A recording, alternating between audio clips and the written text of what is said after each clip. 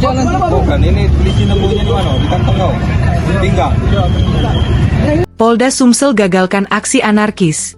4 penyusup demo bawa sajam dan molotov diamankan. Aparat gabungan Polda Sumatera Selatan dan Polrestabes Palembang berhasil menggagalkan potensi aksi anarkis dalam unjuk rasa di depan kantor DPRD Provinsi Sumsel, Senin, 1 September 2025. 4 orang yang bukan mahasiswa diamankan setelah kedapatan membawa senjata tajam dan bom molotov. Penangkapan dilakukan oleh personel Gakum Satreskrim Polrestabes Palembang bersama Subdit 3 Jatanras di Treskrimum Polda Sumsel.